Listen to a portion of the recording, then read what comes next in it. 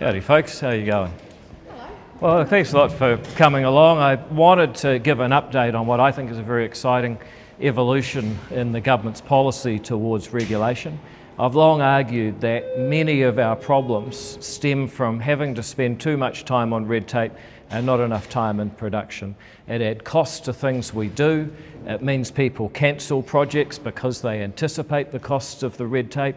And over time it erodes our culture from having a can-do Kiwi attitude to what our Prime Minister has described as a culture of no. The Regulatory Standards Bill is designed to ensure that there are a set of principles behind good lawmaking, that people have a right to see their government define the problem it's solving and weigh up the costs and benefits, as well as identifying if and why it has restricted their liberties or their property rights. It has an assessment mechanism with consistency assessment statements, effectively replacing RISs as a much stronger declaration that a law is consistent with the principles of good lawmaking. And it has an assurance system where people will be able to go to a regulatory standards board, a group of people expert in the policy of regulation, if they believe that a law has not been properly made in accordance with the principles of good lawmaking in the Act. This, I believe, completes a trifecta. We have a Reserve Bank Act to ensure that the Reserve Bank does not behave erratically and create untold inflation, and with the exception of the last few years that's been very successful. We have a Public Finance Act and also a Fiscal Responsibility Act melded into it that ensure that voters can see twice a year the accounts and understand if the government's making careful use of their money.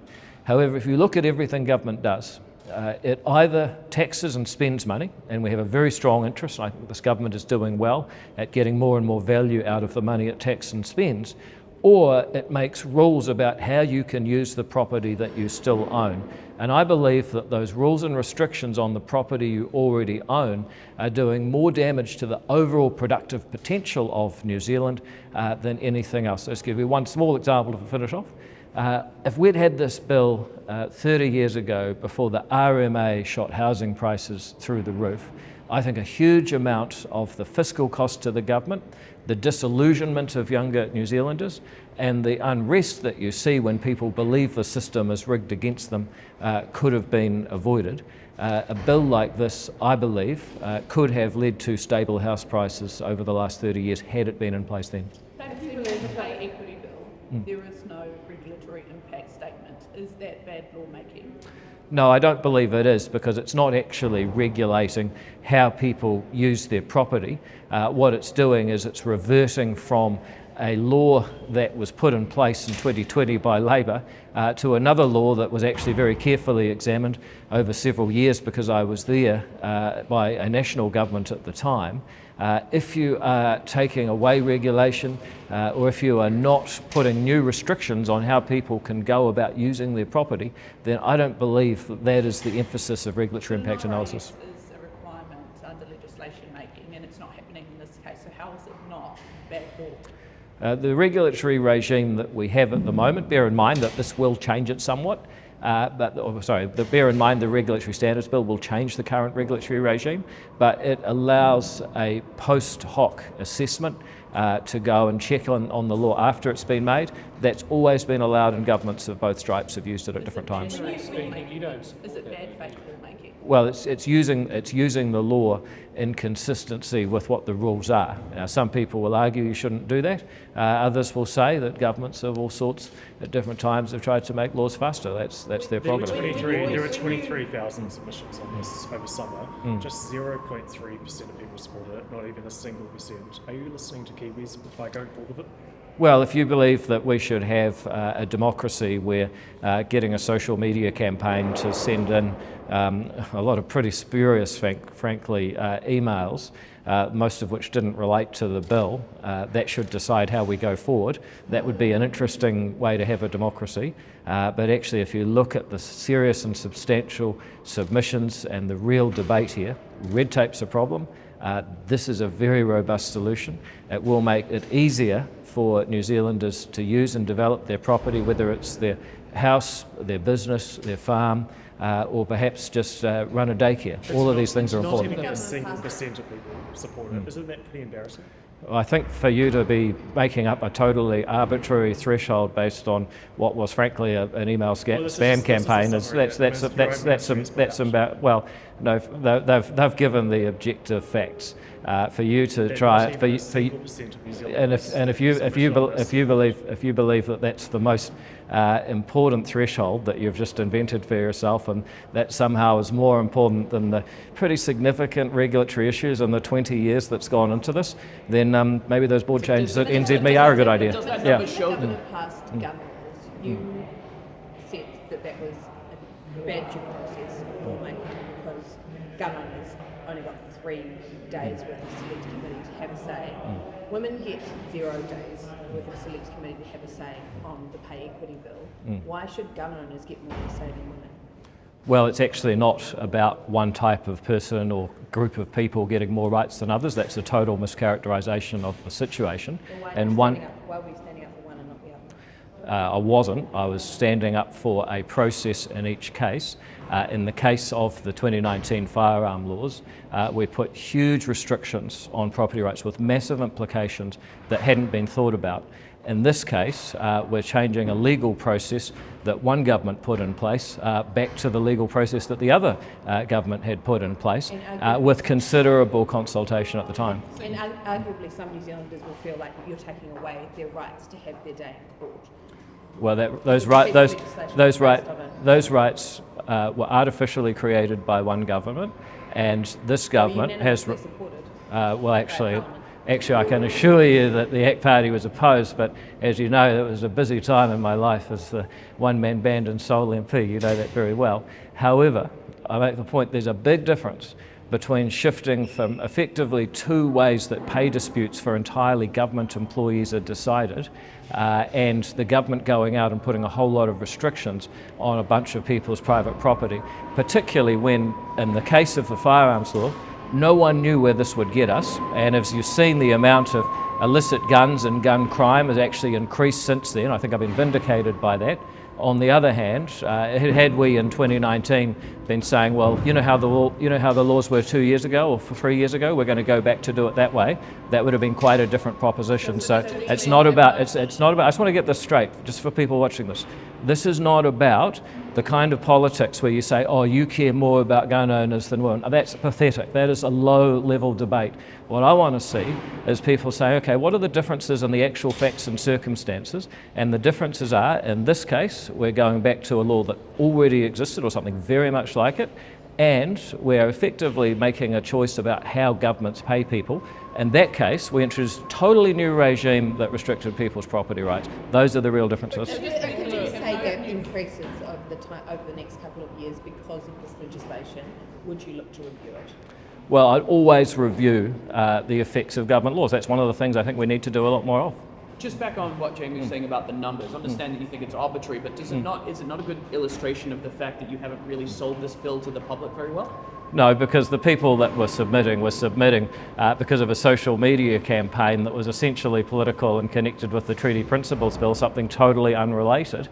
If you believe that that is somehow an indication, and let's put it another way, 23,000 people, that is around about, if you want to talk about not even a percent, maybe you'd like to tell me what 23,000 is out of just over 5 million. Any takers? But even that, I mean, do you know? Because it's about 0.3%. So if you want to play these ridiculous games, then we certainly can. No, it is a ridiculous game. Don't you want to take some lessons from that feedback? Well, we have looked very carefully at the material that is in the consultation. That's what it's about. It's when some journalist says, it's 1%. Well, actually, you know what? 0.3% of people submitted, so we can play these silly games as long as you like. But my point is, if you want to ask a question about the content of the bill, have you made any changes to the contents of the bill to reflect anything that came out of those submissions? We have made changes, but frankly, the submissions that were made were either totally off topic, The substantive ones we looked at, and bearing in mind this is a very mature debate. This first started with the Regulatory Responsibility Bill in 2006. There was a Regulatory Responsibility Task Force that took a wide range of feedback and analysed that and created the Regulatory Standards Bill in 2010. Serious, heavy-hitting people, former heads of Treasury, were KCs, several of them were involved in drafting this legislation. The people that made submissions in the last wee while, we hoped, given that it's a different context, there might be some new information, but there wasn't. Just back on viability, do you maintain your assertion that Brooke Van Velden essentially saved the budget this year? Well, it's certainly true, as the Prime Minister has said. There are billions of dollars worth of saving, and billions of dollars are significant in the sense of a government. It's got nothing to do with the budget, though. Well, he said that it has saved billions of dollars. Billions of dollars are material to the government, so we can run around in circles, but these are the basic facts. A, billions of dollars have been saved. The Prime Minister himself has said that.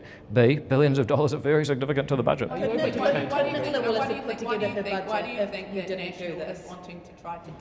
why do you think National's trying to distance itself from the budget, from this being a product of the budget?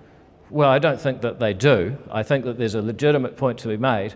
I would hate people to think that Brooke Van Velden has done this only because of the budget. She is making legitimate and I think very good changes to the way that labour laws work in New Zealand. She's doing that right across her portfolio. So I suspect what they're trying to say is we don't want to diminish the importance of what Brooke Van Velden is doing, and neither do I. But it's also a fact, the Prime Minister said it saved billions of dollars, and that is a substantial amount of money for the budget. Yesterday you said that Brooke Van Velden had saved the budget. Today, do you still stand by those comments? Well, those are factual. So you do? Yeah, but here's the thing. I think what people are doing is they're getting mixed up. Was that why she's doing it? Is that her intention? No. Is it a consequence? Yes. Are you also changing the regulatory standards? Put the budget together without the billions of dollars of savings that Brooke Van Velden got through this policy? Well, of course she could have. It just would have been a different budget. It might have had different choices. Will you change the regulatory standards bill further? I mean, you had some feedback from officials from government departments that said, for instance, the principles were broad, liberties didn't line up with the Bill of Rights Act. MFE said that, it reverses the polluters pay onus. There's a whole bunch of sort of critique in there about the so it's really interesting to have a look at what the Ministry for the Environment says, and frankly the one of the things that's come out of this is it's shown me how poor the level of policy thinking is in some government departments. So, for example, the Ministry for the Environment will tell you that you're not going to be able to have environmental regulation. Well, of course you can. If you wanted to produce a polluter pay law, what you would have to do is say, look, pollution is a problem because one person can make money out of polluting and other people pay the costs, and actually it's in all of our interest to have regimes that restrict that. So the liberties principle, you would be restricting a liberty for someone to be able to pollute, but you would also be protecting everyone else's liberty. Does it not make sense to line concepts like that up with the existing convention, like in the Bill of Rights Act? Well, the Bill of Rights says nothing about the use of property. That's what the liberties, partially what the liberties principle is about. As the Ministry of Justice has advised, does it not make sense to line it up, like the officials are advising? Well, no. I mean, they haven't said that because there's a number of principles in the Regulatory Standards Bill. Nothing like it appears in the Bill of Rights. So they could be saying we don't want to have this. We'd just like to have the Bill of Rights. But if you make them the same, there's no point in doing it. So what they'd really be saying is they don't want to have it. There was some advice that it would impose a cost. Quite a cost, because you'd have to review every piece of secondary legislation. I mean, do you think you're going to be overly burdening the government with sort of bureaucratic work by putting this bill in place? Well, a couple of things. First of all, yes, this will put extra costs on people that want to make bad laws inconsistent with the principles. It will put costs of administration. It will put political embarrassment. It will potentially lead to people challenging through the Regulatory Standards Board and getting declarations that bad laws have been made. All of that is true. However, It is also going to replace some of the policy work that governments already have to do, so that's a saving. And it will also mean if we have fewer bad laws that the public service have to go out and enforce, not only does that save money for all the people who would have had to follow those laws at great expense, but it also saves money for government And departments. is this a forward-looking piece of legislation, or could it be used by opponents of regulation to dismantle existing regulations? There will be a requirement for chief executives to have a program of reviewing their existing legislation and regulations against the principles in the Act. Now, there's no time limit on that. It's also true that people can go to the Regulatory Standards Board and challenge an existing rule that they believe is not consistent with the principles of good regulation set out in the Act. So it can also deal with existing rules. But I suspect the biggest effect will be it will change the way that politicians regulate. It makes it more expensive politically, legally, administratively to make bad laws. Are you worried at all that the coalition government could lose votes Sorry. from women through the equity bill? No, I believe that when people look at this whole package, they will say we have a government that is making laws that allow all of us to succeed and prosper. We are not going to become a wealthy country by having complicated laws with crazy comparisons, years tied up in court. What makes us wealthier is more investment, more innovation, more growth. You don't think you'll lose the votes of women through this? No, because I actually don't think that women or men are looking at this in a short-sighted way. I think people know that New Zealand is in some trouble. We need to improve our economic performance, and this tighter, more workable, sustainable pay equity regime helps to do that. And you've talked about bad law a lot in the stand-up. You don't think that this is bad law? Well, I think that what we inherited from Labor was bad law. We are going back to something that I was part of a government that introduced in 2016-17. I think was a lot better. Carmel Cipollone said Sorry. that this was a war on women. What's your response to that?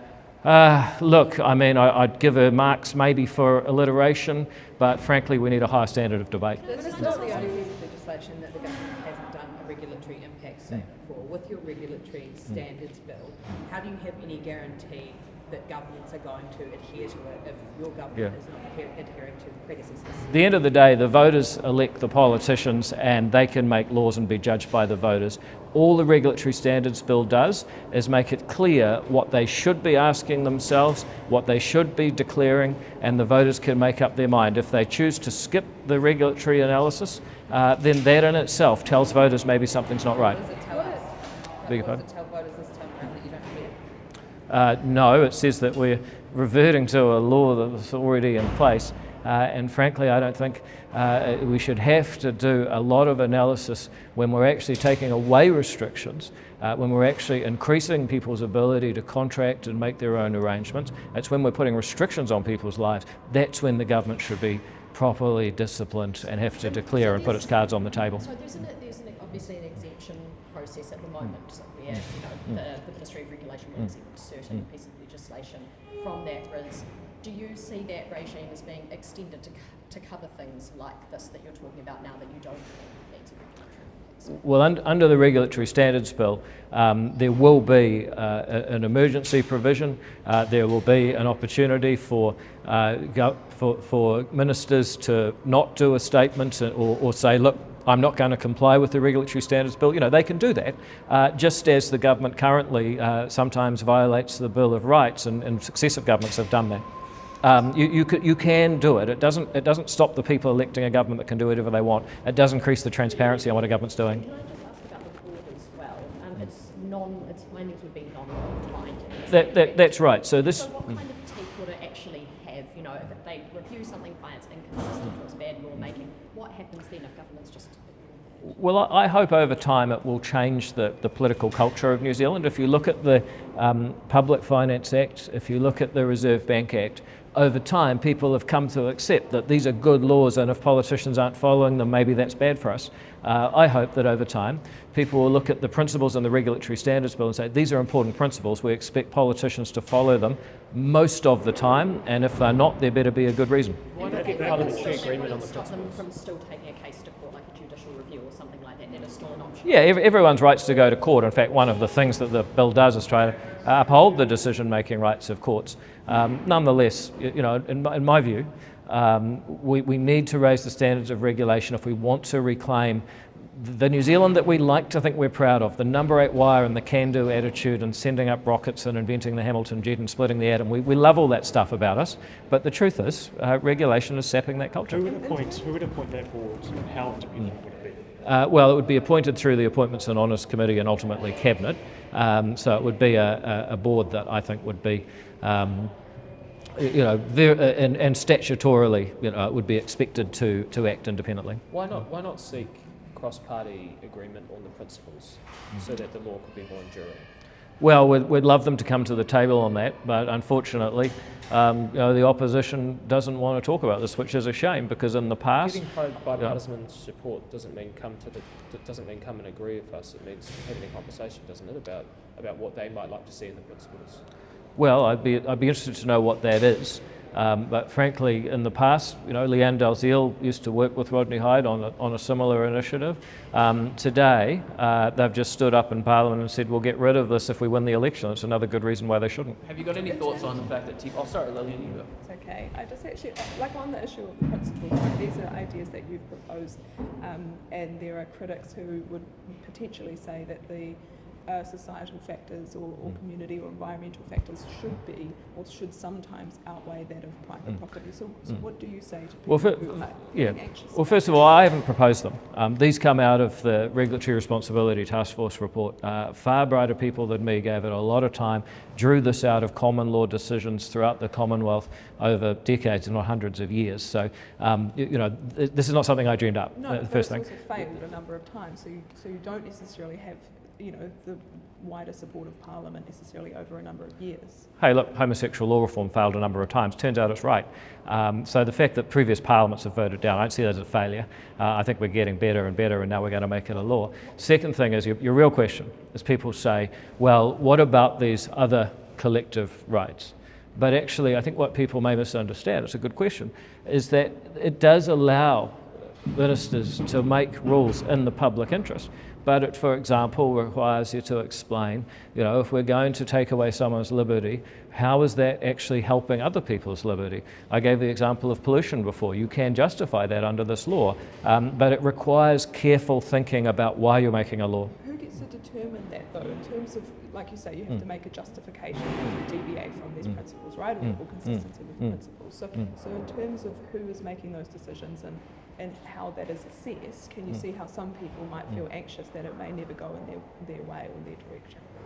Well, I don't see why not. I mean, this protects the right of a thinking and valuing person to live their life, to use their property, to not be restricted by government unless there's a really good public interest reason, such as protecting someone else's property. So something, sorry. What's it going to take for it to stick? What's it going to take for it to stick, and then for it to not be turfed out by in a change of government?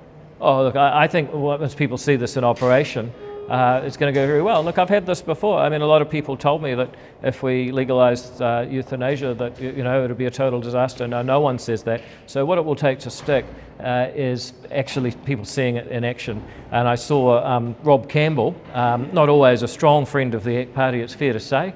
Not really one of my best buddies on speed dial, but he said, actually, I would like to see something like this. I think that's the beginning of even people on the left saying, if you want to help working people, then you need discipline around how governments regulate. How long until we actually see, some traction or like you say, see it in action? Yeah. Well, I think you'll see the Cabinet agreement is to bring the bill into force at the start of next year. So at that point, in force, at what point do we see this actually in action? Well, at that point, you'll start to see activity around how laws are passed.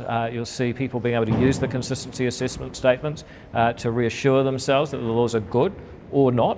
And you'll see a regulatory standards board put in place that people who are concerned about the operation of a law can actually go and talk to the Regulatory Standards Board and get a declaration. Then you'll see ministers saying, okay, well, I think that's a fair point. So, the law will be, it'll be next year. The law will be passed this year. It'll come into effect on New Year's Day. But it's going to take reports and reviews and... But that's how it works, right? I mean, we've got this huge bureaucratic beast called government. And this is about trying to twist the way it works to give ordinary people a bit more of a say when the government tries to restrict their property rights. Can I really quickly get your thoughts on Te Pāti Māori posting what appears to be the Privileges Committee's determination as to what the appropriate next steps are for their Well, punishment? revealing the decisions of a select committee, revealing the proceedings of a select committee before a decision is in itself a breach of privilege. One of our MPs was brought before the Privileges Committee for that. I think the real issue with Te Pāti Māori is they can't work out what they're here for. They want to be members of Parliament. They don't want to follow any of the rules. They say they want to stick up for Māori. They actually never release a policy that would be good for Māori. If I went that long without releasing an idea or a policy that would make New Zealand a better place, I'd be embarrassed. So it's just getting harder and harder to take them seriously. And I suspect at some point, people in the Māori electorates are going to come to the same conclusion. One of the biggest criticisms around the regulatory standards from people is that Te Tiriti or Waitangi is not explicitly mentioned or included in there. Could you explain why that is and what kind of consideration you had around that discussion? Well, no one's given me a compelling reason of why we should include Te Tiriti or Waitangi in regulating or what that would actually mean. What we're doing is ensuring that if we're going to make rules in government, that they're respectful of the people who are affected. Now, that would be really useful for everybody, including Māori, obviously. But when people say you should think about Te Tiriti, what it says to me is there's this public service intellectual sloth that treaty good, do some consultation, but no one can say how that would change the outcome. And if a law's proposal is found to be consistent with the Crown's obligations or could breach the Crown's obligations under Te Tiriti or Waitangi, could the regulatory board look at that and would that make it inconsistent potentially? Is that one of the ways that a law could be considered bad lawmaking? Well, no, the board is there to uphold the principles in the Act, and the treaty is not one of the principles, so no. Yeah. Right, so just to clarify, Yeah. so governments could propose laws and regulations that are in breach with Te Tiriti o Waitangi, and this regime and this law would do nothing to stop that. No, that's not the purpose of this law, but we've got a whole Waitangi tribunal if people want to do that, but the government's changing that. That is now the appropriate avenue. Well, it always has been. Sure, but yeah. of course at the moment, ministries will also do those assessments around whether something is consistent or inconsistent with Te Tiriti o Waitangi. That will Yeah. be gone. Yeah, but as far as I can tell, no one knows what that means anyway, so What do you mean by that? Well, as far as I can see, no one knows what being consistent with the Treaty of Waitangi means. I did actually produce a bill to try and define it, but I didn't find favour with What the was whole that bill? I population. don't think we had any coverage of it. Yeah, well, that's the problem with the lamestream media. You guys just never cover the real issues. But can I ask another question about, Yeah. you talked about the 20-year campaign, and sometimes these things take multiple goes and Yeah, they do. time. What is different now? What has changed now that means that this is going to be adopted into law? Look, it's an idea whose time has come. If you go back to 2006, there were people talking about red tape and regulation, but I don't know that it was as big an issue as it is now. I think now everyone accepts, whether you're a builder who takes twice as long to get consent to actually build the thing, you're a financial advisor who's drowning in AML, you're an early childhood teacher, we've done a bit about that lately, but they were massively over-regulated.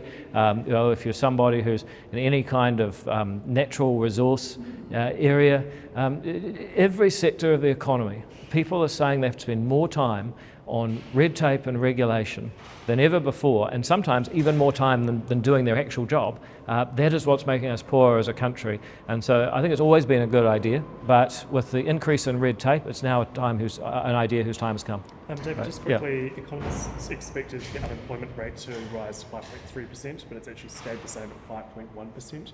What do you reckon that's doing to? Look, it is a very tough time. There's an economic recovery underway, but it's not helping everybody just yet. For my part, I think it's so critical the government maintains spending restraint. And you'll see the government making hard choices throughout this budget in order to make sure that the government takes a smaller slice of the pie and there's more for the private sector to create the jobs that New Zealanders need. Less regulation is an important part of that too. All right, folks. Hey, thanks for staying for so long. I was worried I ran out of journalists.